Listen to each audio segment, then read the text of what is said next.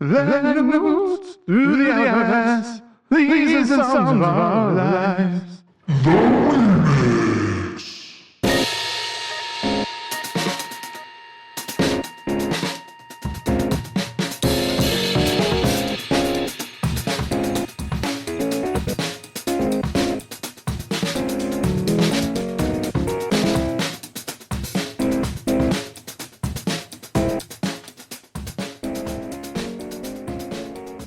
Hello and welcome to the latest episode of Songs of Our Lives. I am Brad Rose. I am an artist, a composer, a writer, the founder of Foxy, Digitalis, and someone who thinks about music and sound far more than is healthy.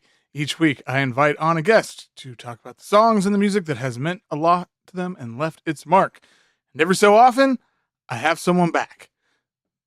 So this week, Sarah Hennies returns to the show. It's been about a little over a year since she was on the first time. It was one of my favorite episodes. I've known Sarah for what feels like forever. And yeah, every time, I mean, it's been twice now, but every time we do these, it's like, it's old times when we were just bullshitting the day away on AOL Instant Messenger.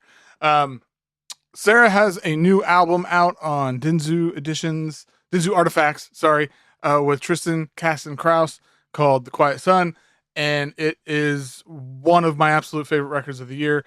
It's funny. I've been talking, I don't know, in the last few weeks with someone who is a bit of a mentor for me. And they were telling me how they were encouraging me to, how it was really important to find collaborators and just other artists, musicians, whatever, whose work and whose approach, all those things were going to really push me, like that were not going to feed into the things I do, but like really push me into like out of my comfort zone. And the exciting thing is I think that I've actually met a couple people like that in the last month or so that feels, real. But what I'm getting at is the thing I love about Sarah and Tristan's work is like they have this sort of ESP thing going on, I feel like, where they work so well together, but you can tell it's like two artists two musicians at the highest fucking level who are just really pushing each other and really just bringing out the best in each other. It's a really incredible duo, and I'm so glad that this album came out to give everybody to get a fully realized taste of it. And just I know that there's so much more to come, and that's so exciting. So anyway, Quiet Sun, huge recommendation. Okay. Anyway, this second, the remix questions, you will notice one has changed slightly since when Jeff Tobias was on, but because it just didn't really work, and this is a better one anyway.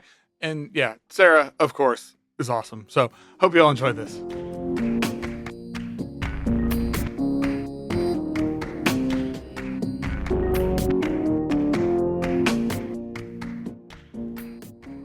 My guest today is musician, a composer, an educator, a curator, we call that, and BobbyCon's #1 fan. It's Sarah Hennies. Welcome back. I don't know if I can claim curator, but sure. I mean, you have, Neighbors Gallery. Come on. That's true. That's on my partner, though. Okay. Well, I tried. I will say that I don't know if I've ever actually talked about this, but like we built a little gallery shed in our backyard. Oh, amazing. It used to be a playhouse for my daughter, and now it's called the Birdhouse, and it's a little art gallery, and it was awesome. Neighbors Gallery was definitely one of the inspirations. So yeah, that was why we wanted our place in Ithaca, is because you can't tell how big it is from the outside, but it has a garage completely detached from the house. They refer to it as a 6-car garage. Oh my god! And so it's big enough to store our lawnmower and stuff, and still have a sort of absurdly large gallery space. It's really nice. Yeah, ours is tiny. It's like 5 foot by 8 foot. Like two people can fit in at once. But yeah. Anyway, nobody cares about that. That's right. So you've got a new album out, The Quiet Sun, with your friend, the wonderful Tristan Kasten-Krause. That's right. I can't remember if we talked. I don't know. Did we talk about Tristan last time? I can't remember. So we're going to talk about him now. So how did you and Tristan first meet and start working together? The way he tells it is that he kind of sought me out, but we just started talking at some point, and Tristan had learned Xenakis's therops for double bass from his teacher, who was one of the Robert Black, who was one of the people that in the U.S. that was sort of experty about that piece, and I had wanted an excuse to rent the 8-channel projection of Bohor by Xenakis, and so we put together 3 years ago the Xenakis show at Bard, where I teach, and I think before that we made a piece together where I was the composer, and it was kind of in the same style as like some of my other music from the years of right before that. And when we finished it, like the piece was nice enough, but Tristan's input into writing his part was so integral that I felt weird even like putting my name on it. And the piece that we made was fine. I liked it. It was cool, but it was after the concert. It was just kind of like we should just do something else and not do this like composer performer thing. And so I don't know. And we like all the same stuff, and we're going to see Weird Al together this summer. Oh, amazing! Yeah.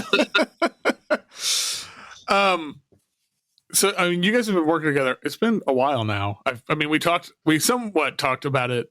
I don't know if we talked about it on the show or we talked about it like beforehand, but it's been at least a couple years now.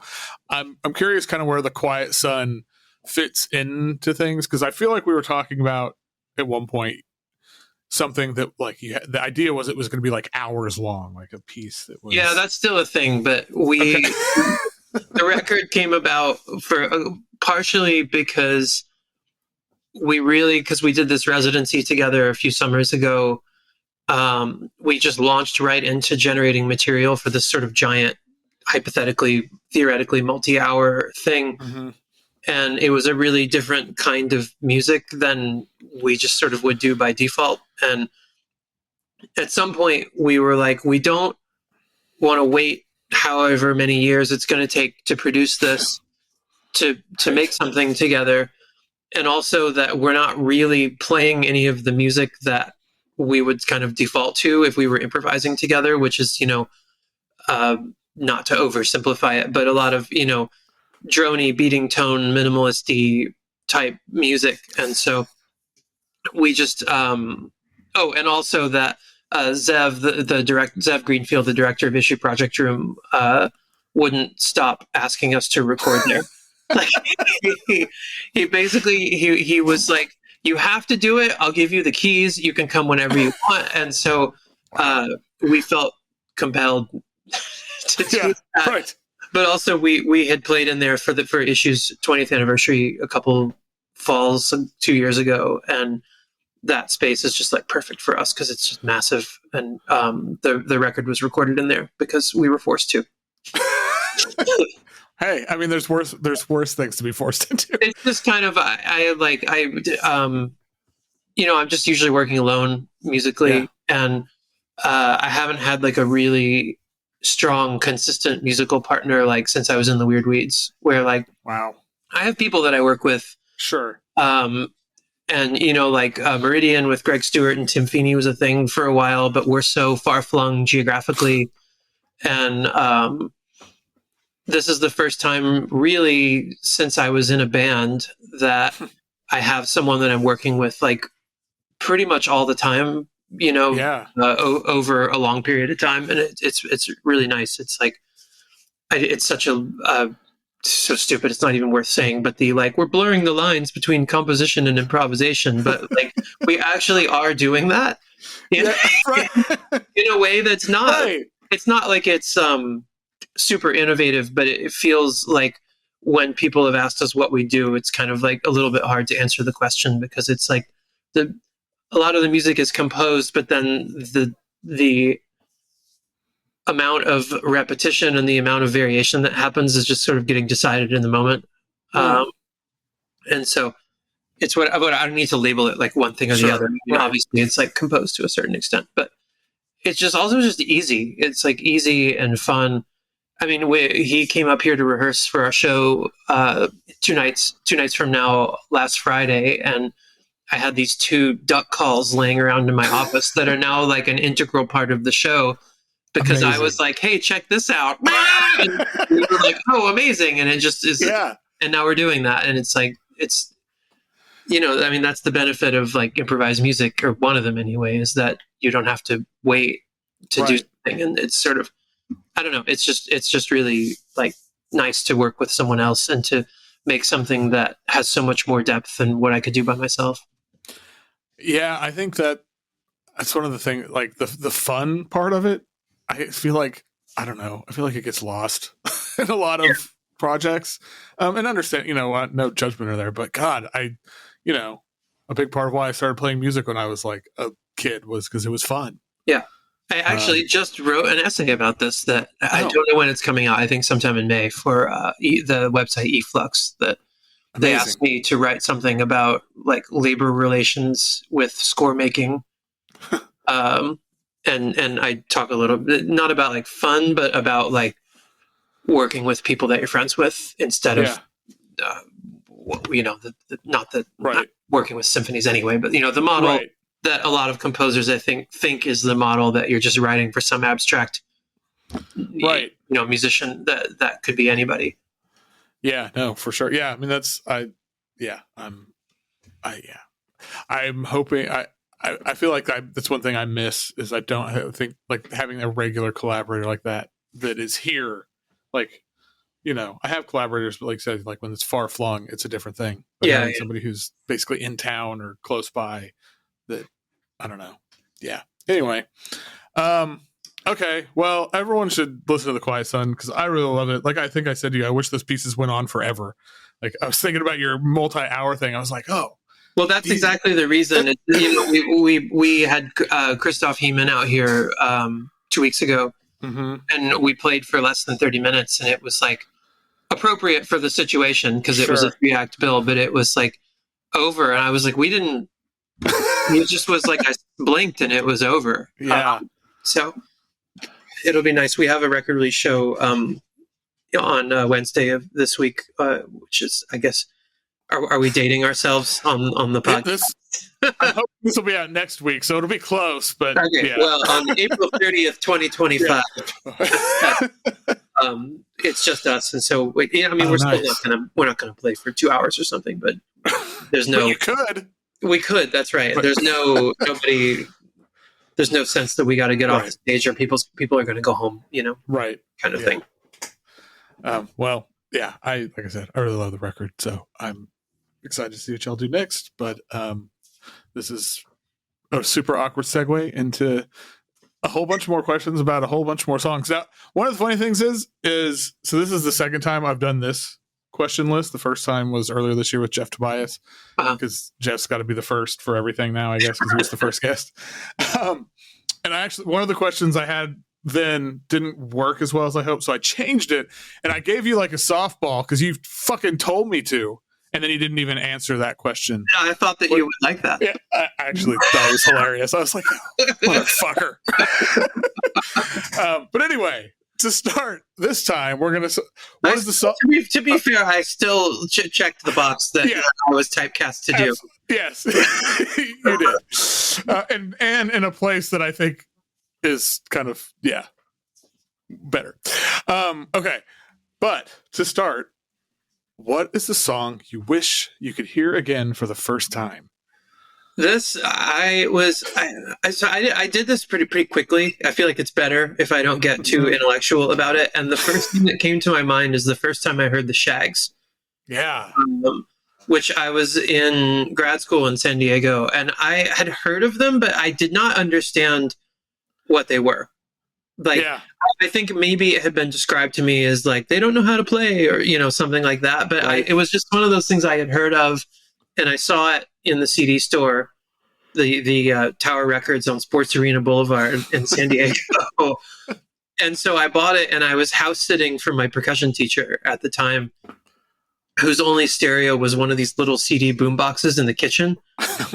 And so I came in and I put it on, not knowing what I was really about to get. And Philosophy of the World came on, and it sounds so cheesy, but it absolutely happened like in a movie where I was just stopped dead in my tracks, and I sat down on the floor, just speechless, because I could not believe what I was hearing. That I was like, just, and not in like a funny way. This is so just unbelievably beautiful, but also like weird and funny. It was like, yeah, really, really amazing.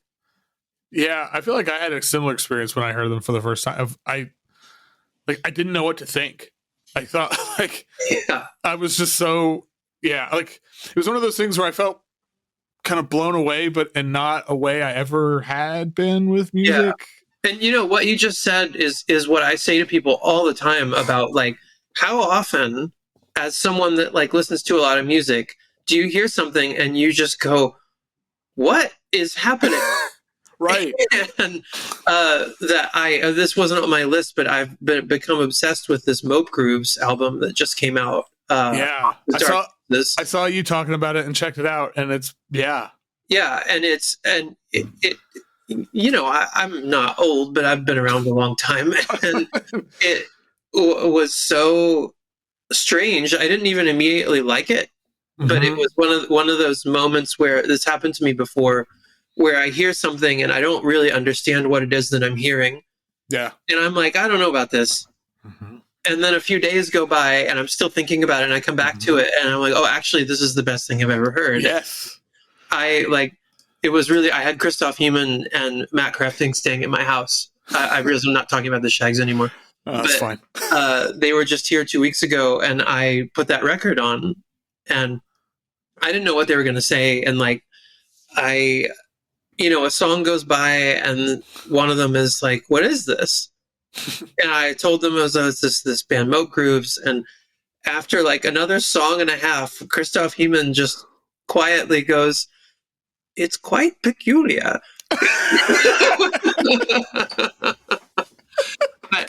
but that totally it's that, when I was in grad school, this brilliant guy, Ed Harkins, taught a whole class on outsider music.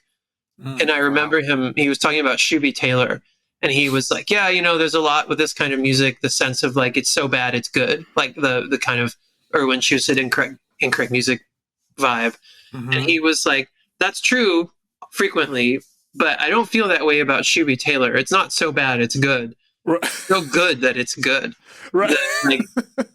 Yes, it's like, it's funny and cute that the Shaggs can't play their instruments, but it would like, they made that second album where they got better, and it's like, I don't want to listen to that. Right. No. you've ruined the magic. That's right. I mean, that's what their dad said.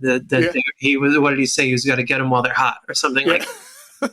I think that's, I've talked about this a lot before, how like music that kind of confuses me is so interesting. I love when I hear something and it's like my brain just starts misfiring or something. Right.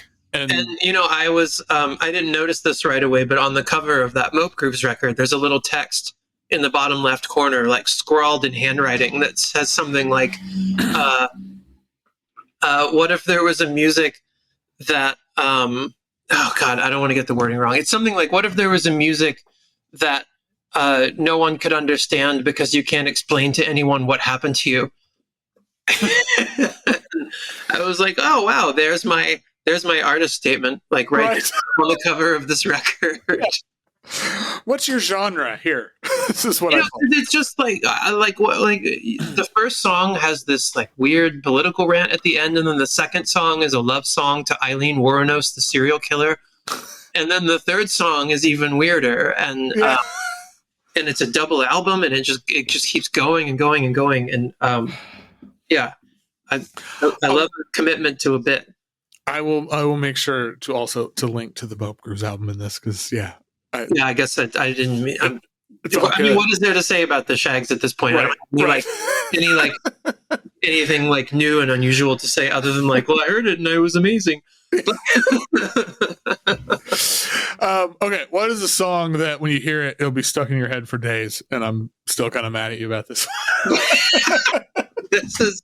I've always liked Jonathan Richman fine, but it's not really like my thing. Right. But a couple of years ago, Tristan was up here and we were rehearsing, and Tristan loves Jonathan Richman. And Jonathan Richman was playing at the Bard student punk rock venue on campus. Oh, wow. When he was up here. And so, like, of course I'm going to go to that. And right, yeah. But Tristan really wanted to go. And of course it was awesome. And I'd never seen him play before. And just totally charming and funny and amazing. But the last song he played was this song called Cold Pizza. That is just a song about the virtues, or I don't know if virtue is the right word. I just say the material qualities of cold pizza. And it's the catchiest fucking song. Yeah. Cold pizza. That's all you need. Yeah. But then the reason why I picked it is that after that, I played it for our kid. And for nice. days, who's 5 now, and for days he was walking around as like a 3 or 4 year old going, "Cold pizza!" But that feels absolutely right. The song is really infectious. Also, it's like, I mean, I walk around singing it still. Yeah. Oh, I've been doing it the last week or two. I don't know. I can't remember when you sent this list over. Just randomly, I will bust it out and usually get, like my kid who's 11 and too cool. It's just like, oh man, it pisses her off. But it has the crux of the song is the lyric, "It's neither bad nor good, just sort of is what it is." Again, my artist statement, I think. We've covered it in the first 2 songs. Yeah. We're done. Now let's just get it while it's hot and go home. Okay, what's your go-to karaoke song? So I don't know how this happened. I was, pretty shy person for, the first 30 years of my life. And the idea of karaoke just like always terrified me. But of doing it, the idea of it as a thing, I loved. Yes. Like, I just love. I hadn't realized there's kind of a theme between the first 4 things on this list, but that of people just striving. Yeah.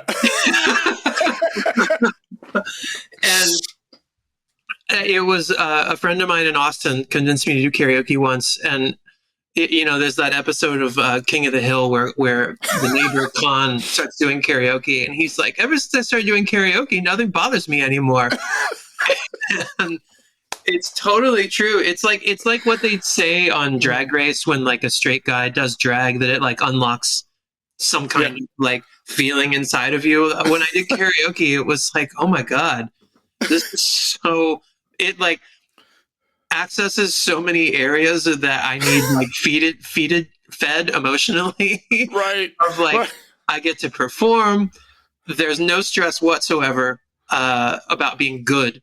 I mean, not that that's like a stress that I have, but that it's not the point. That actually, I don't want to go to a karaoke bar to hear some awesome singer. Like it's about, but it's not about being bad either. It's just about striving.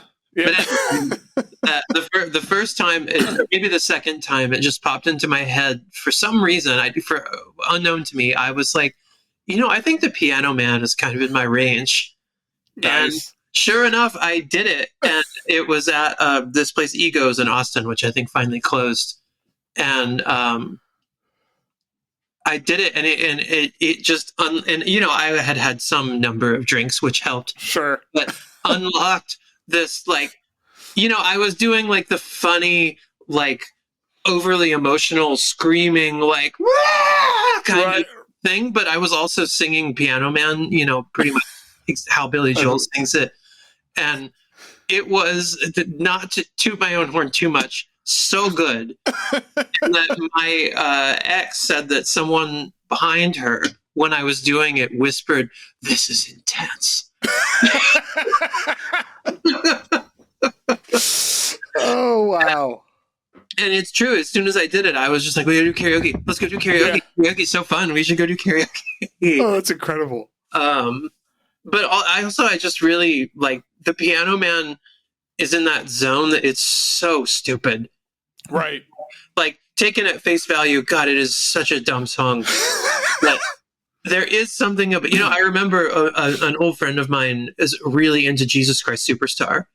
And when I was in college, I was kind of like, I'd never really heard it. And I was like, yeah, I knew about Andrew Lloyd Webber. And I was like, yeah, but like, isn't that kind of stupid?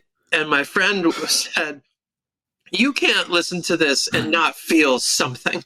Because it's just so like overwrought emotionally. And so when I hear the Piano Man, I'll listen to it on the radio. I can't stand Billy Joel, but quality song. Yeah. And then the other one, just because it's a funny story that I've done 2 or 3 times, and I'm not a karaoke junkie. There was a period of karaoke that was happening in my life like 10, 15 years ago, but that I twice have done Drops of Jupiter by Train, which is the stupidest song that I can think of, which is exactly why I picked it. And I was in Seattle that my ex was at a conference and I was just there to have fun. And we did karaoke, and it was like late in the night, and I had more drinks than the aforementioned night. Yeah. And I'm singing Drops of Jupiter, which is also right in my range. And trying to do it like really as though I don't think it's funny, as though I just love that song. And at some point I look to my right, and I had not realized that some guy more drunk than I had come on stage and was like dancing with me. Oh my God. And was like pointing at me like, yeah, like just feeling it so hard. And I didn't laugh. Wow. I just remember turning my head to the side and being like, oh, okay. But I cannot get through it without laughing. It's the fried chicken line that gets me. Yeah. And the soy latte line also. God, what an awful band. Just an awful band. Well, what is the funniest or silliest song? And, Drops Jupiter could unintentionally be in there, maybe, but yeah. This is the fastest that I have ever answered a question in my life. As soon as I saw it, Hatebeak. Yeah. That I don't think any song has made me laugh more over a longer period of time. Same. Than Beak of Putrefaction. I can't even say the name of it without laughing. It's great. It's the greatest concept for a band ever. That for those who are unaware, and I'm sorry to say that the guy responsible for Hatebeak passed away a year or 2 ago. He was in a bunch of other. I'm not a metal person, so I feel bad talking about this and not knowing the bands. But he was in some like popular bands that were not fronted by parakeets. But Hatebeak was a grindcore band fronted by Waldo the Parakeet. And it is... It's exactly what you think it would be? It is the funniest fucking thing I have ever heard in my entire life. And it is truly exactly what you would think. Yeah. And I remember reading an interview with them, and they were like, will Hatebeak ever play live? And they were like, well, we can't, because it would damage Waldo's hearing. It's like, I think Hatebeak is from the same era as Judd Judd. Did you ever hear Judd Judd? No, I don't think so. I don't know who did it, but it was these two guys did it, basically an a cappella version of the band Judge. And so it's literally just two guys going, Judd Judd, Judd Judd, Judd Judd, Judd Judd.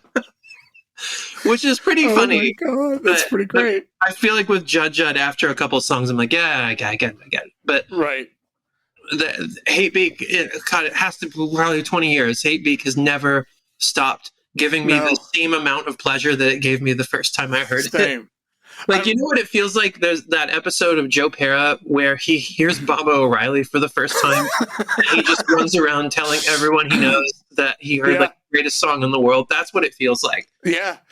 And I'm like 95% 5% confident that you showed me hate, like you just heard about it, and then because this is back when you and I used to talk all the time because we were at our jobs, we hated all day or whatever. That's true. And like I remember it, and then I did exactly that. I was like, Eden, oh my god, you got to, and like no, I don't know that anybody else found it as hilarious as I do. I don't want to be friends with you then. This is how I judge if we're going to be friends or not. Everything about Hatebeak test. Hatebeak is the execution of it, the idea, obviously, the imagery that goes with it. Oh, like, I know. It's so good. And oh crap, what was I about to say? It was about I remember. We have a new contender that have you seen the video? Do you know the YouTube account Hate56? No. They post like hardcore videos, not good ones generally. Okay. but actually, they just posted an amazing video of Tristan's band Scarcity, which is a microtonal black metal band who are really, really great. There, I've plugged Scarcity now without making it feel like I'm just doing it because I have to plug them. But anyway, Hate56 posts like hardcore videos, but they posted a video. I don't know. I think the band is called Red Scare. I've never heard of them. Okay. I don't feel like it's even fair for me to tell you about this. I will say that on Friday, this came up with some friends who had not seen it. And I said, when you get home, just Google horsecock jack off hardcore video. And they were like, I'm not doing that. and I was like, I guarantee you it'll be the first thing that comes up. And as I'm typing it into my phone, I'm like, oh God, I hope this doesn't bring up what they think it's going to bring up. But sure enough, search result number 1 is a video of this hardcore dude prancing back and forth on stage telling this story of how he had a job jacking off horses to harvest semen. Oh my God. And that is equivalent to Hatebeak in terms of how much it made me laugh. And okay. I'm not going to run through the whole thing because I don't want to. It won't. I am afraid to Google it, but I will, because you'll be you're going to be like 40% happier as soon as you get off the call. It's amazing. Many years ago, God, like 90s, a friend of mine had a band called Horsecock. So for a second, I thought maybe I was like, oh my God, but they weren't funny or good. So, did you hear the Men's Recovery Project 7-inch Normal Man? Yes. It's so that 7-inch is they're just basically making fun of themselves. Like the whole thing is just a spoof of like late 80s, early 90s hardcore. And this is like that, but dead serious and 1,000 times funnier. And I love Men's Recovery Project. Like that 7-inch is great, but it's like a tough guy hardcore speech. Okay. And you can see the faces of the people in the audience as this story goes on, just slowly become like, what? Oh God, I can't wait. Yeah. Oh, okay. It's hard to follow that up, but should we just? Yeah, just again, cut it here. What's your favorite opening song on an album? I don't know why I picked this, other than it has had staying power since I was in high school. But and also he just passed away. I think maybe that was why I picked it. But that the band Officer was like a weird avant pop thing by this guy Mick Hobbs, who was sort of in the Scratch Orchestra, Henry Cow, Tim Hodgkinson galaxy. And there was at Ear Ecstasy in Louisville when I was in high school, when people would consign records, they would write the initials of the owner, the store would, so they would know who to give the money to. And some guy consigned all these incredible records, like the first This Heat album and a bunch of Residence stuff. And my friends and I would just go and buy anything with this person's initials on it. And that's how I got this Officer record called Ossification. And the opening song on it is a almost totally a cappella song called Dynamite that is about the meaning of the word dynamite meaning that something is good. It's awesome. Yeah. I hadn't thought about this in a long time, so it made me. And I've DJ'd at a bar here a couple times, just like between sets for bands. And I've played that record twice, and both times people have come up and be like, "What is this?" And it's just the most charming little weird pop album that has all these like, excuse me, like Tom Cora, Zena Parkins, Tim Hodgkinson, all these like really, you know, quote unquote serious musicians playing on what is essentially like a pop album, and it's so great. Yeah, it's awesome. Favorite closing song? Oh, here we go. Oh, yeah. So I was asked to do this because somebody on social media, or no, it was you, that you were like, I can't believe that someone finally talked to Jandek on this show. Yeah, it took like 75 episodes. Right. And I couldn't believe it wasn't you. I believe I was supposed to answer the next question with Jandek, but I switched. Well, to be fair, you said, well, if you'd asked me what the most fucked up song was, I would. I was like, okay, fine. Well, I took that as a challenge. I did find one that I thought was more fucked up. Yeah, it's fair. No, it was on my mind because a student at Bard has a radio show here and just did a whole show on Jandek and came over and like taped a conversation between the two of us where I. Oh, awesome. Because, you know, I was obsessed with Jandek for years and years and years. And I remember, I don't know if you remember this, but I remember when he played live for the first time at whatever the festival was. The Install Fest. Yeah. I remember you and I talking. It was when we used to talk on AOL Instant Messenger all the time. Yeah. It was like, I described this on the episode where we talked about Jandek. I was like, this was like our 9/11. It was like, holy shit, like trying to find out if it was true. And then think what I told the student the other day was that I was like, it was the equivalent of being a Christian and being told that Jesus had arrived. Like, not in terms of that Jandek is like Jesus, but in terms of like the enormity and unlikelihood that something would happen. Yeah.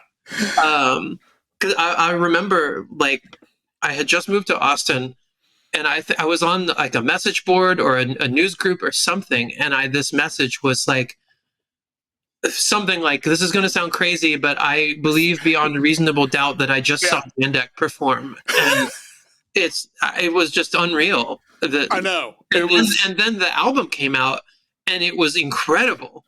Yeah, like really, really good. Like good in a conventional way, not in a like good for Jandek kind of. Right. But yeah, as I was doing this interview, I was kind of getting really excited, and you know, they were asking me like, "What do you think is so special about this?" You know, these kinds of questions. And I kind of reconnected with like, wow, I used to like really spend a lot of time thinking about and listening to this person's music, but once the live shows started to come out, I just couldn't keep up anymore. Right. Same. I never became less interested. It was just that, you know, it was always an excuse to order something from Forced Exposure because it was like, well, if I'm going to spend $7, I have to get something else. Right. So it was an excuse to like buy a record basically. And yeah, after a while I would get one, and before I could even listen to it, there'd be two more. One. Yeah. Yeah. And so I couldn't keep it up anymore. And, but anyway, the student asked me, like, where should I start? What should I listen to? And I was like, well, you know, you could ask 50 Jandek questions this and get 50 different answers, but here are the things that I really like. And the one thing I said is I was like, you must hear the a cappella albums that there are. And I have my typed from an underground Bucker conspiracy theories about Jandek that I have no way to know if they're true or not. But I believe that the a cappella albums are a special turning point in the Jandek, what I believe is a lifelong art project that has vision way into the future from the earliest stages of its thing. And there are 3 albums called Put My Dream on This Planet, This Narrow Road, and Worthless Recluse that are 3 CDs of Jandek just talking. which through like a really cheap microphone with this intense noise gate on it. So every time he stops talking, it's like dead, just completely dead digital silence. And the last song on Worthless Recluse is called You Won't Get Up. And it's just this 3 or 4 minutes of Jandek just saying that he's going to beat the shit out of somebody.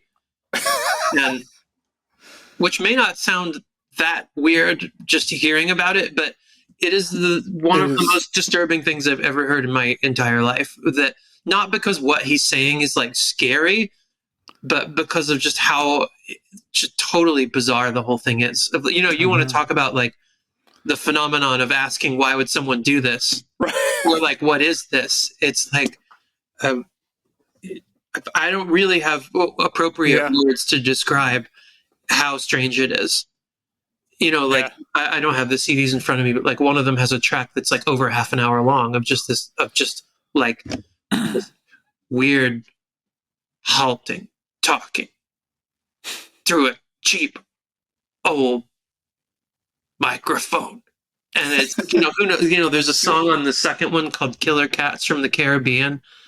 And it just, but it is also dead serious. There is absolutely no sense that there is any humor in this at all. Right. Yeah. It's completely full of conviction to what it is.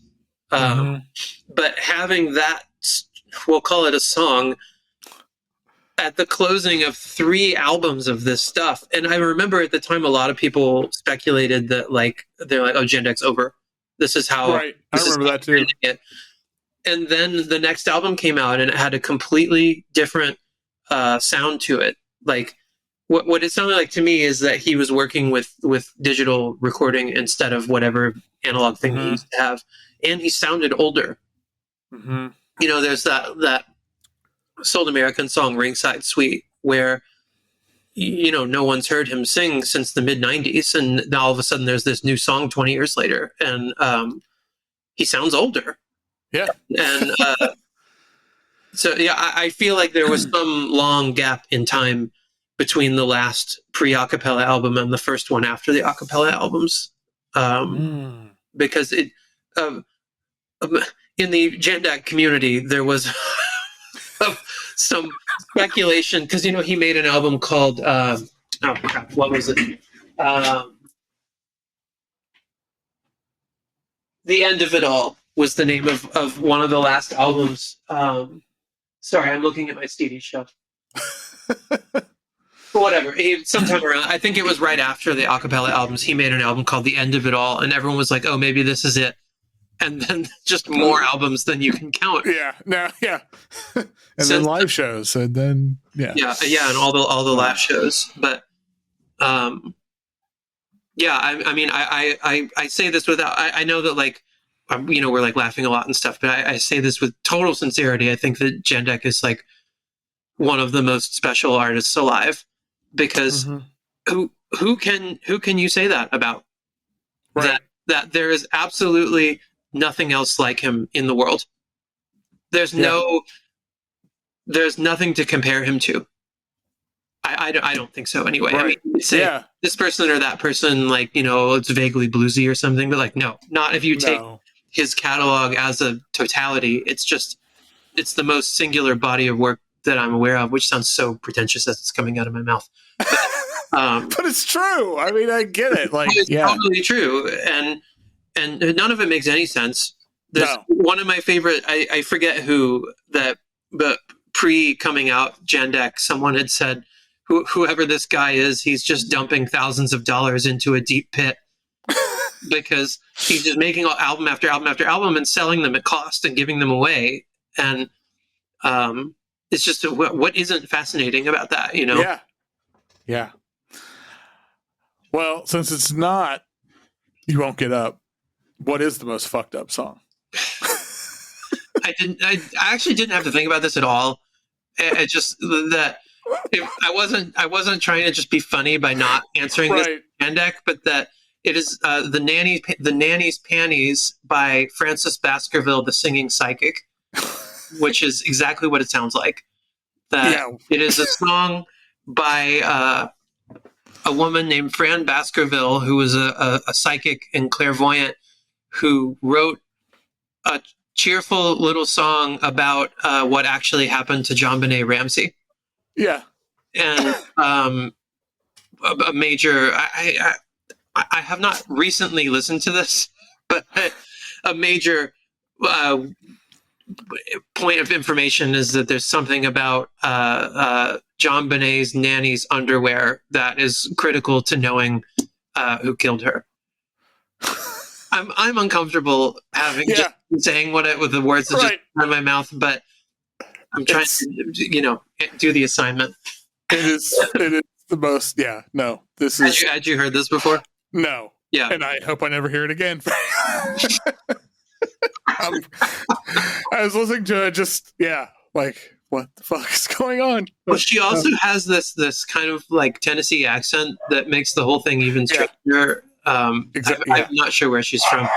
I unsuccessfully have tried to track down hard copies of her albums, but she's Canadian is what the internet's telling me. But she was one of the artists in that famous Songs in the Key of Z, like outsider music collection that Irving Houston did. Yeah, which is how anyone's heard of her, I think. But okay. Anyway, enough about that. Moving on. Yeah, feels a little weird to follow it up with this, but what's your favorite love song? I hesitated to answer this way, but I honestly could not think of anything that I liked more. Which is L.I.E by the Shivers. That's such a good song.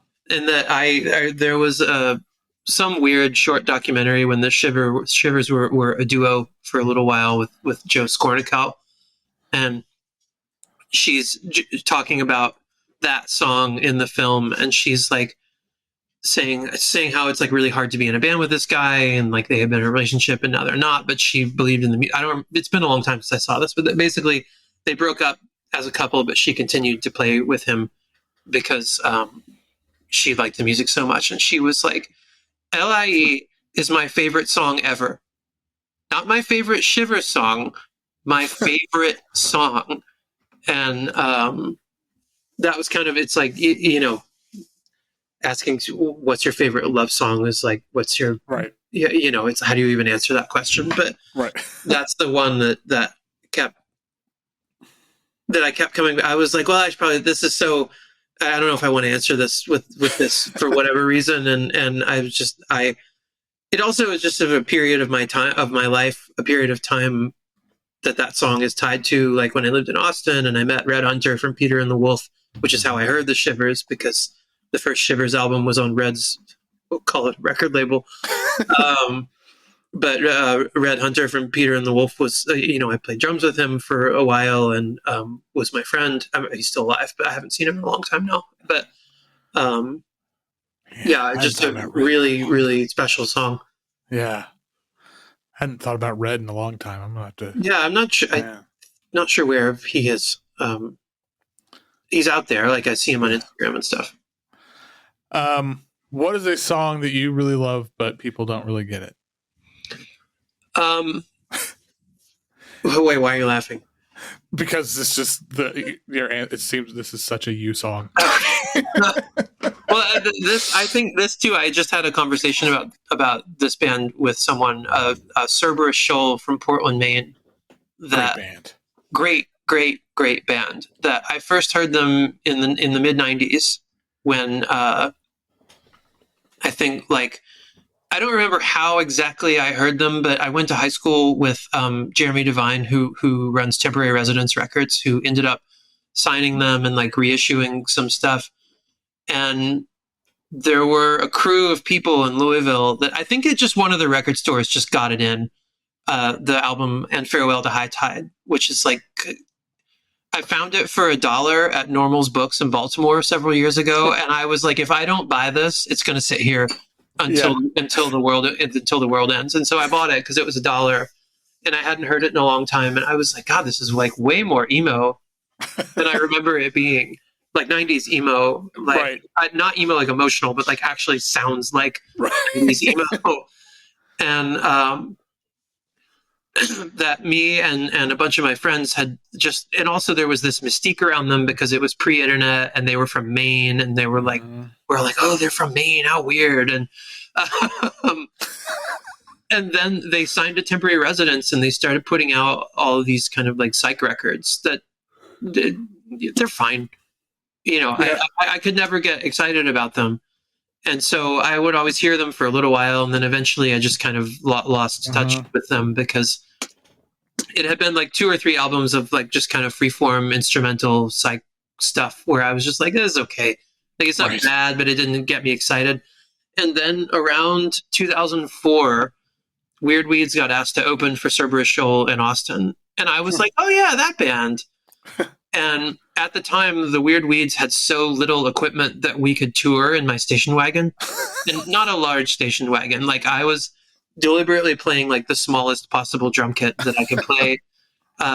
Sandy's amp was like the size of a lunchbox. You know, we had like no gear. And that was like a intentional thing. It was to do a band with like no pedals and no extra anything. And Cerberus Shoal pulls up in a huge passenger van towing a trailer full of gear. Oh my God. And we're watching them, and they're loading in a full-size double bass, a xylophone, 2 timpani, you know, tons of amplifiers, a 6-person band. And we were like in the back, like laughing. But we were just like, what is wrong with these people? Like being so judgmental about the amount of equipment they were touring with, because we were just like, this is insane. And the band apparently also thought it was insane because they broke up after this. And they because we played in Portland, Maine later, and I think I remember Chris Sutherland saying like, oh yeah, that tour broke us. Oh, man. But also the Big Blood people had just had a baby when we were there too. And Right. which I think was part of it. I haven't seen any of these people in 20 years, so I feel weird speaking about them this way. But anyway, they're loading in all of this equipment, and we're like laughing to ourselves and like, look at these jackasses with all their stuff. And they played, and my bandmate Aaron Russell, when I met him at the time, I was like, what kind of music do you listen to? And he was like, well, I really don't listen to anything made after 1940. And so the most like not indie rock guy imaginable, and just not impressed by just bands in general. And the 3 of us were absolutely speechless at this show. I mean, I remember the song that I picked is called Wyrm, which is off of their last album, The Land We All Believe In. That when I got that album, I was like, oh, this is the song that I think it was the last thing that they played before the encore, which the like 25 people there were like, you are playing more now. We need more. And then they played Baby Gal, which was even more insane to hear live. But this song Wyrm, the Land We All Believe In, I think it's kind of a loosely George W. Bush protest album. Like, I mean, it's obvious, it's definitely like a political album, but it seems sort of like it's poking fun at George W. Bush without saying that. You know, like there's that song Pie for the President, and all these weird spoken word rants and stuff. But Wyrm is something like 12 minutes long or something, and it has these long instrumental breaks and this weird kind of like singing that sounds like it's in another language, but I think might just be gibberish. And it really is one of the most stunning things I've ever seen live in my entire life. But to answer your question, the people that I love that people don't get it is that I remember Aaron from Weird Weeds is old friends with Greg from Deerhoof, and that Aaron told me, he was like, yeah, I called Greg and I was like, we saw the most amazing band. And Greg was like, who is it? And he was like, it's called Cerberus Shoal. And Greg was like, I thought that they weren't that good. And he's like, well, they weren't for like a decade, but now they're amazing.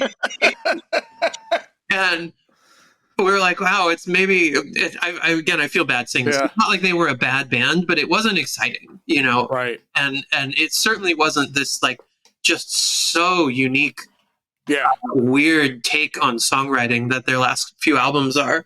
But I just remember this is such an Aaron Russell thing to say of like, yeah, it's probably not the best strategy to be kind of mediocre for a decade and then become the best band in the world.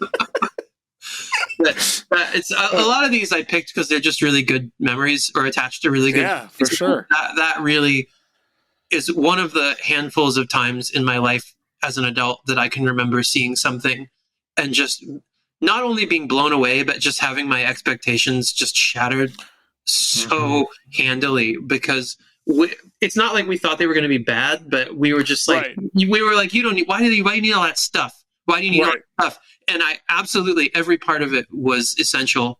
That's and amazing. Made it better. And I just was really like, actually, I remember Baby D told me this story of touring with Akron Family. And you know, they weren't in the van together. And that D had arrived at some show early and that she watched the guys from Akron Family pull up, the doors of the van open, and the four members just scatter. They just immediately go in opposite directions because they've been on tour for months and they're probably sick of each other. And she was like, yeah, they were so obviously visibly sick of being on the road. But then they played this show that they were like Led Zeppelin. But I think it was her that said to me, like, yeah, there's really like no benefit to feeling shitty about whatever situation you're playing in because the only person it hurts is you. By like making the show worse because you like anyway to be here or whatever. And that's one of the reasons I really remember that Cerberus Shoal show that's too, awesome. Is because they were driving around playing, you know, like we were. They weren't popular, like they had some kind of following because they had been around for so long. But I mean, they broke up because they said the tour was so hard, and so that kind of like idealism I have not like outgrown as I've become older. That I just think that it's if something is that good and you believe in it that hard, then like of course it's worth it, you know. Yeah. Dang. Yeah. That's yeah. Anyway, it resonates for like things I've been dealing with and stuff in the last like month. It's right. A lot of the Anyway, okay. No, it's the same. It's like I have found my place. I've made a life for myself in which, like, I mean, I teach at a college, but also like I do experimental music like as my job. Yeah, and it's really different than when you're not making any money, and when you don't have to do it. You're just doing it because you love it. And of course, I love it, and that is why I'm doing it. But it's a different vibe when it's wrapped up in like, you've got to go to your other job and you have to take care of your kid and you have to fix the front steps of your house and all this shit. Right. Like, you know, it's hard to keep doing this stuff. And so I just, it's now that I'm older thinking about it, I wasn't thinking about it in that context at all at the time. I just was like blown away by the show. Right. That it just was it's just such a good memory of just sitting on the floor, literally with my mouth open. just could not believe what I was hearing. Dang. Great album. Yeah. But then back to the question, people don't really get it. I read reviews of that album and people hate it. Yeah. They don't like it. They don't like it. And which I don't think is because the music is bad or because I'm so weird or something. It's just, it's too strange to be popular. Yeah. But the show, because it was so loud and so well done, you know, it's like I was saying about Jesus Christ Superstar. It's like, how do you not have an emotional response to this? Right. Yeah, for sure. All right. What is the song that makes you want to get up and move your body? So I watched the Arthur Russell documentary a long time ago, and they were saying how Arthur Russell was obsessed with going to the disco but wouldn't dance. And I was like, yeah, that's how I feel. Yeah. And I feel like this song is too slow to be a good dance song, really. But Never Get Ahead by Bobby Conn is the song that when my partner and I got married, we had our big like party. I hired this guy, Raymond, who's an Ithaca fixture, who's an older bearded gentleman who DJs under the name DJ Duce. And we hired him to DJ our wedding. He's totally nuts. And he has this incredible collection of like soca and tropicalia. And he's just a really, really bizarre guy who Anyway, late at night, and also he's drinking, obviously. Late into the night, near the end of the party, everybody's dancing, or at least a few of us are still dancing who haven't gone home yet. And I had brought a bag of records just in case. And at some point, I'm dancing, and he's playing these like soca records, and it's really, really fun. And just something snaps in my head, and I was like, I need to hear Bobby Conn right now. And I think I basically ran over, grabbed the record, turned it off, and put mine on. And later, Raymond was like, I was so pissed at you for doing that until I heard the song. That's amazing. I love it. And I don't know, my whole family likes that song, and it's just it's every time I hear it, it makes me feel good. And it's about blowing your boss for a promotion. I know. It's like what is the line? Like you're never gonna get ahead giving head to the man. What a great line. And also, I vividly remember the first time I heard that, too, is that I was in Chicago in the late 90s when I was in college. And I was in the backseat of someone's car, and they were like, you have to hear the new Bobby Conn song. I didn't know who Bobby Conn was. And they put it on. I don't think I even paid attention to the lyrics, but I just remember sitting in the backseat of this car thinking, like, why is this person getting so excited about this? Because that, on the backdrop of like what was happening in Chicago at the time, of like U.S. Maple and Lake of Dracula and Flying Lindenbachers and all of this like really aggressive, very antagonizing music, which Bobby Conn is all of those things, but it's couched in this song that sounds like the Jackson 5. Right, exactly. It just, when I later, like, I got into him later, but then I saw Bobby Conn and the Glass Gypsies around 2003 or so. And that was where like the Bobby Conn obsession really started. Where oh wait, no, I forgot. They opened for "And You Will Know Us" by the Trail of Dead in San Diego, and I don't know whose idea that was. Yeah, but wow, I was standing in the front row of the Casbah, just smiling bigger than I have ever smiled in my life, and everyone around me was mad.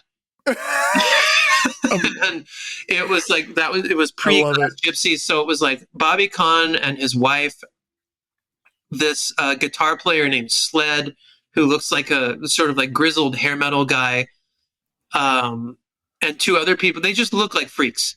Yeah, and, they're all wearing matching tennis uniforms. And no, I'm sorry, they were wearing tracksuits. They were wearing tennis uniforms the next time I saw them, and everyone around me hated it, which just made me like it even more. And then, when I saw the Glass Gypsies, I was in a very serious way. I was like, "This is the best band I've ever seen." They were really, really incredible. What is the song that at first you hated it, couldn't stand it, but now you love it? This is where Christian rock enters the picture.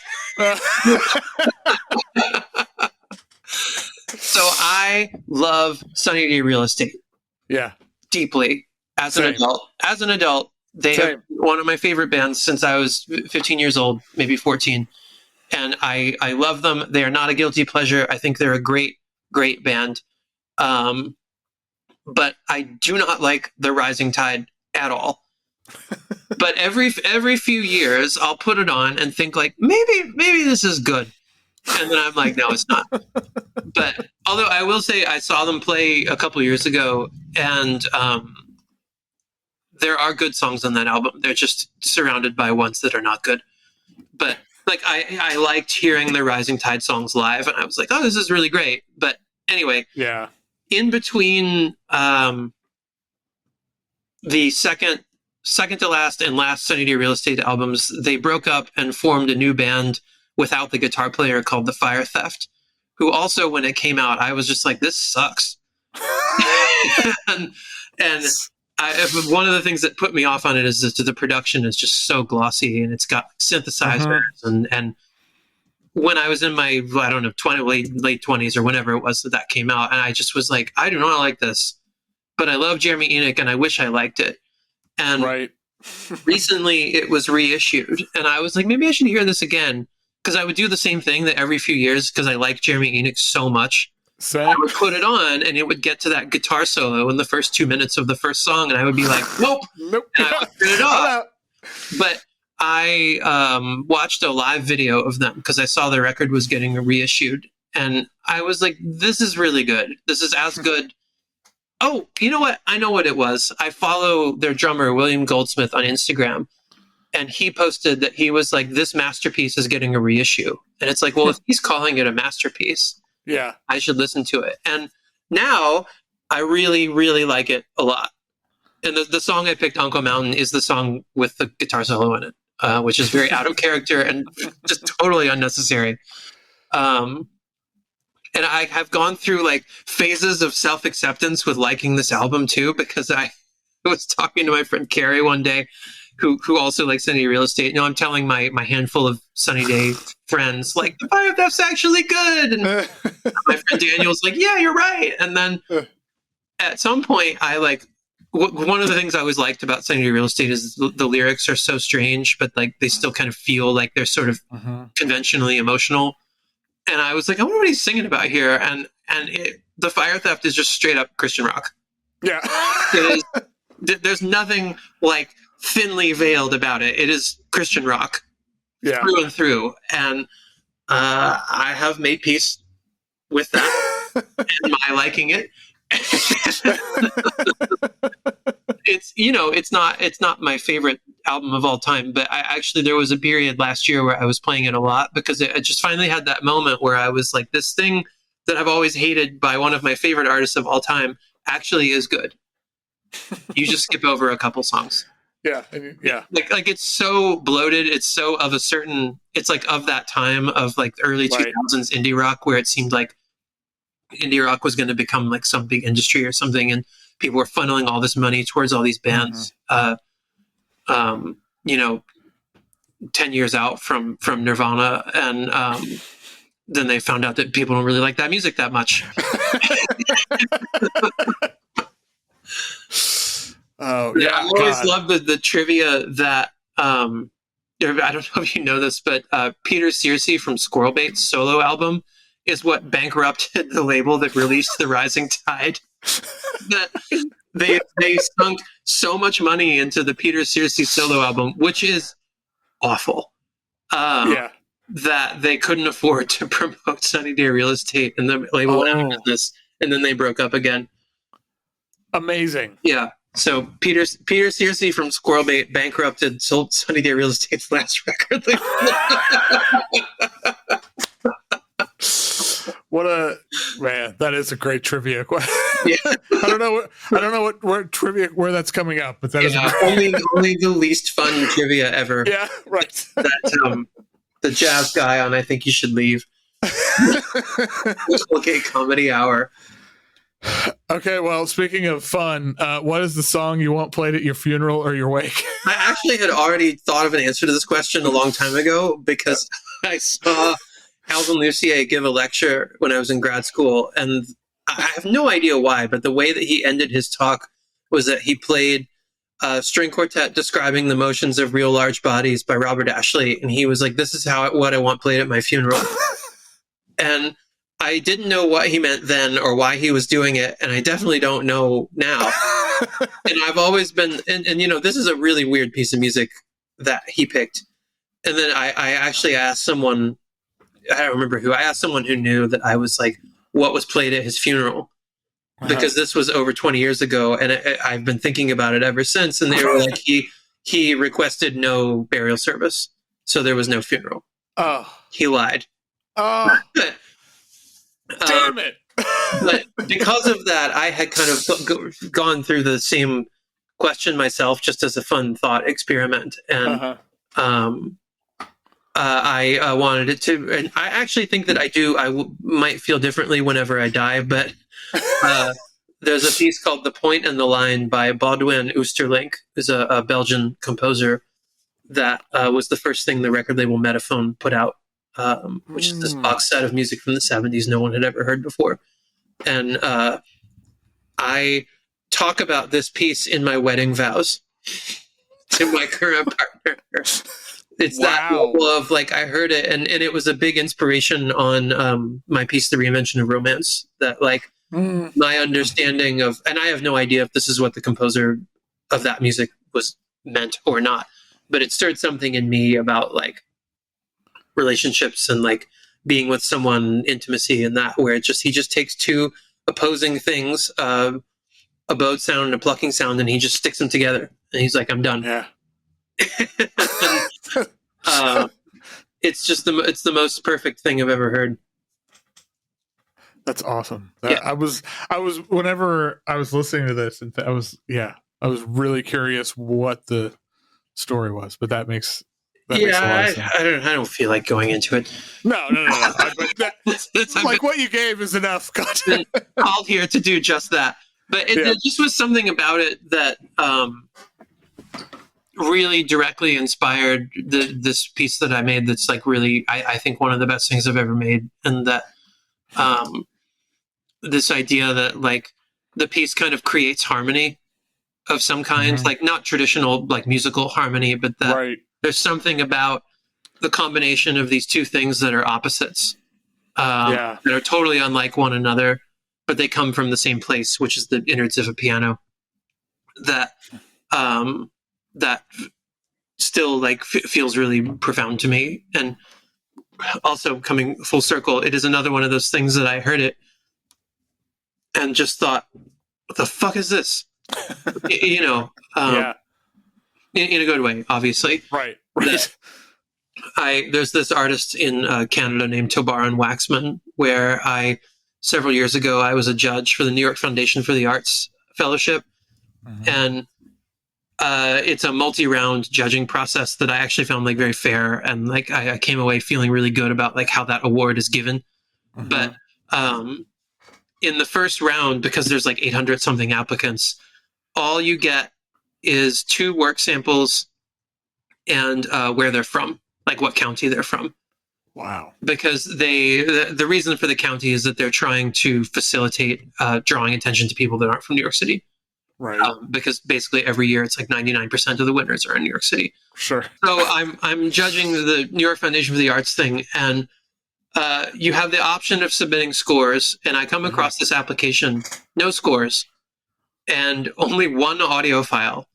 And it is a 4-minute clip of what sounds like someone using an electric razor in an empty subway station.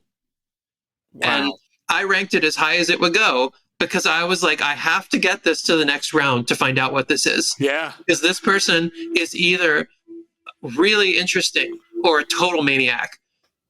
Wow. That's incredible. And I had to know what it was. And I found out in the second round, because the first round was all done remotely. And then we all came to a place and did it together. For the round 2, when you get like their names and their artist statement and all their, their CV and all this other info. And so I pushed him through to the first round, which I later found out everyone else ranked him like dead last. And sure enough, I get the artist statement, and this artist is named Tobaran Waxman, is a transgender artist who is traveling to areas where ethnic cleansing has taken place and shaving himself. Wow. I know. And somehow I intuited that like whatever this is going to be interesting. Yeah. Because no one tries to win a competition with a single recording of an electric razor. Yeah. No. And not a particularly compelling recording of an electric razor. Like nothing about it made any sense to me. And so I was like, I have to know what this is. And that was when, and there's some other tracks by Oosterlink that are way stranger than the one that I named here. One called Refuge, which I don't even know how to describe to you what it is, but go listen to it. Yeah. But it's one of the most amazing things I've ever heard is the music on that box set. Yeah, it's so good. Well, we got through another list. We did it. Woohoo! Thanks. That was a lot of fun. So The Quiet Sun is out now on Dinzu Artefacts. I'm assuming that's how it's pronounced. I believe so. It's another one of those names where I've read it 100 times and never said it out loud. It occurred to me that I was saying it wrong, but that's how I say it. Yeah, well, hey, we're the only ones here, so it must be right. That's right.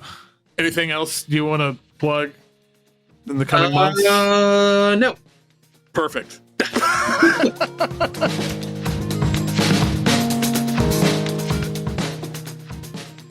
Once again, thank you so much to Sarah Hennies for doing this again. Like, come on. Awesome.